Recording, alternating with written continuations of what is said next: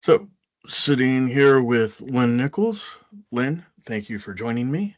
And if you could, please give me a bit of your background. I am currently a pre-K through 12 instructional technology coach at the Gilman School. I also teach mathematics and robotics and technology.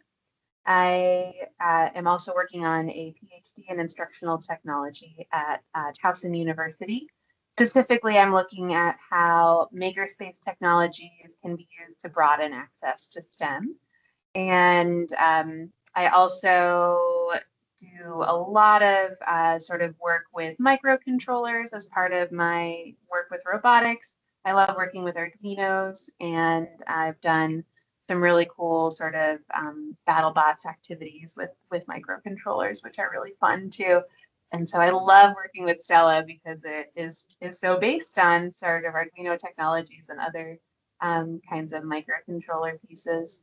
I also love playing Ultimate Frisbee and enjoy sort of doing any astronomy activities that I can get my hands on.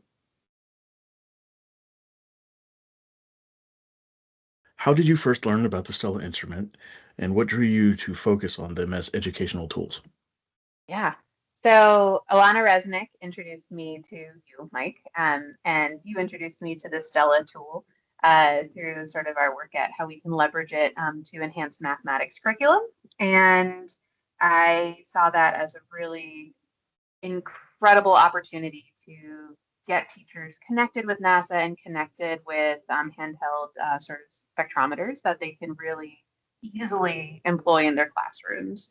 So the work that we did with Towson University, their National Science Foundation Noyce Grant teacher fellows, I think really demonstrates how it can be used in an effective way.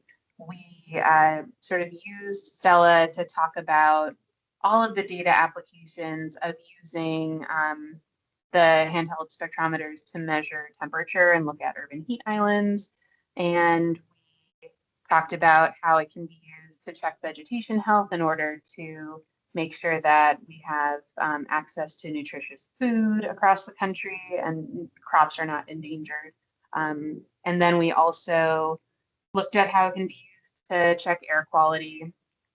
We know that that is just such an important piece of student health, and so all of those really can help connect students with digital fabrication and industrial manufacturing, and all of the amazing things that NASA is doing with Landsat and how Landsat really helps protect uh, our health and our access to nutritious food and our air quality.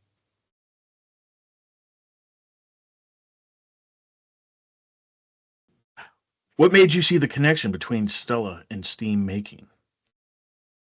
Oh, it's 3D printed. I mean, that's the first and foremost sort of piece is that it's all a 3D printed casing, and that is just so naturally related to digital fabrication. Also, all of the soldering pieces. Soldering is something that we do really regularly in our robotics classes, and so that's something that students are quite that we do pretty regularly and felt like a natural connection to Stella. The data analysis that goes into taking the readings and then looking at the results is also something that is a natural sort of connection to our math classrooms and curriculum. And I, always think that the microcontroller connections are just so cool. I love using Arduinos for different kinds of things. It's a great introductory tool to electronics and to coding for students. They're very, I think, powerful for really helping students segue into more advanced coding topics. It gives nice introductions to things like loops, arrays. You can also do a lot of conditional logic pieces with them, and so it's just like a nice coding tool, and all of that is wrapped up in a Stella.